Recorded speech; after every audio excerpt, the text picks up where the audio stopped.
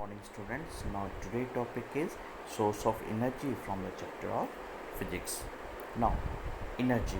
Now what is energy? Energy, we can say that the capacity or ability to do work is known as energy. Or in other words, we can say that energy comes in different forms and one form can be converted into another forms. Students, जो energy होती है वो हमें बहुत अलग अलग तरीक़ों से हमें मिलती है और ये चेंज हो जाती है एक फॉर्म से दूसरे फॉर्म में. फॉर एग्ज़ाम्पल मैं एक बात करता हूँ, एक फ़ैन की एग्ज़ाम्पल ले लेता हूँ. जो फ़ैन है, फ़ैन इलेक्ट्रिकल एनर्जी कन्वर्ट हो जाती है मैकेनिकल एनर्जी में. फॉर एग्ज़ाम्पल जो फ़ैन है वो पहले स्टार्ट होगा, उसको कौन सी एनर्जी चाहिए होती है? Electric energy. तो इलेक्ट्रिक एनर्जी के बाद वो काम कर रहा है, मूव कर रहा है ना, तो वो किस में कन्वर्ट हो जाएगी? मैकेनिकल एनर्जी में. इसी तरह से एक एग्जांपल और लेता हूँ मैं. फॉर एग्जांपल एक बल्ब है मेरे पास, तो बल्ब भी एक फॉर्म में दूसरी फॉर्म एनर्जी में कन्वर्ट कर रहता है. पहले उसको बल्ब को कौन सी एनर्जी चाहिए होती है? Electrical energy. तो electrical energy convert into light energy. तो एक फॉर्म से दूसरी फॉर्म में एनर्जी कन्वर्ट हो जाती है. और भी बहुत सारी तरह की टाइप्स ऑफ एनर्जी होती है. साउंड एनर्जी होती है, केमिकल एनर्जी होती है, विंड एनर्जी होती है ना.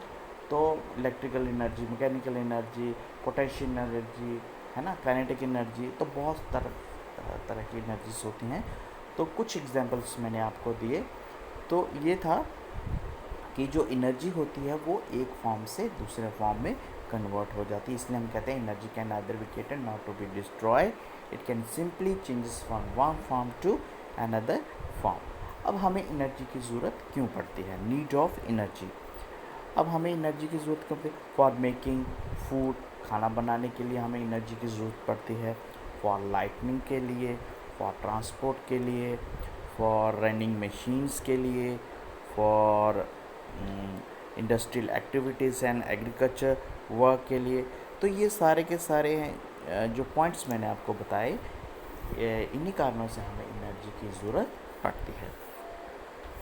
अगर हम बात करें इसके बाद फ्यूल्स की, तो फ्यूल्स क्या है? फ्यूल वो सब्सटेंस है जिसको हम बर्न करें और हमें हीट एंड लाइट मिले, तो उसको हम फ्यूल कहते हैं. वही मैंने यहाँ पे लिखा है, the material which are burn to produce heat are known as fuels. For example wood, coal, LPG, kerosene. तो वुड भी एक तरह का फ्यूल है, कोल भी एक तरह का फ्यूल है, एलपीजी जो हम घरों में यूज़ करते हैं, लिक्विफाइड पेट्रोलियम गैस, वो भी एक तरह का फ्यूल है. केरोसिन भी एक तरह का फ्यूल है. इन्हीं सबको अगर हम बर्न करेंगे तो हमें हीट एंड लाइट मिलेगी, तो उसको हम फ्यूल्स कहते हैं.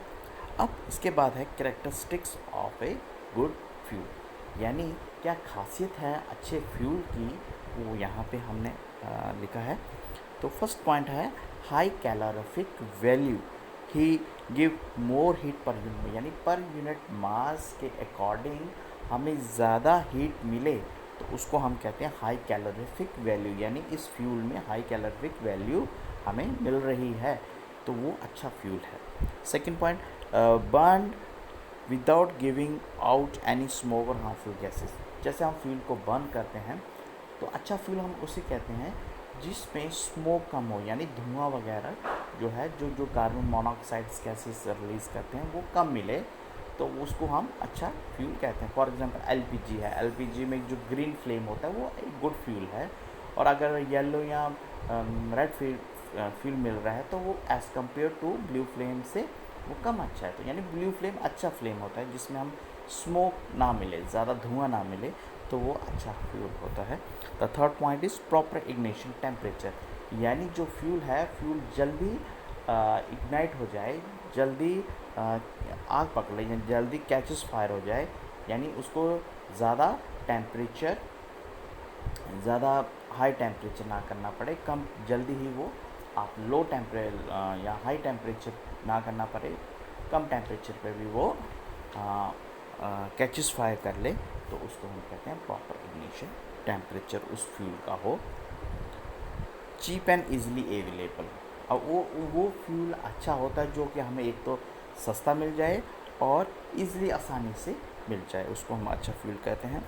Easy to handle and safe to transport. एक तो हमें आसानी से हम उसको इस्तेमाल कर सकें और सेफ टू ट्रांसपोर्ट, एक जगह से दूसरी जगह से आसानी से सेफ हो, यानी एक जगह से दूसरी तक ले जाने में वो सेफ हो, ज़्यादा मुश्किल ना आए। कन्वीनियंट टू, और हम उसको आसानी से स्टोर भी कर सकें, उसमें को स्टोर करने के लिए हमें कोई दिक्कत ना आए, तो वो कन्वीनियंट टू स्टोर हम कर सकें उस फ्यूल को, और बर्न स्मूथली, और वो जो फ्यूल है वो आसानी से बर्न हो सके, यानी आसानी से जल सके। तो ये थे सारे point students, characteristics of a good fuel. I hope कि आपको समझ आया होगा। इसके बाद हम पढ़ेंगे conventional and non conventional source of energy, तो हम वो नेक्स्ट टॉपिक में पढ़ेंगे। आज के लिए हम इतना ही रहेंगे। आई होप कि आपको सारा कुछ समझ आया होगा। Thank you.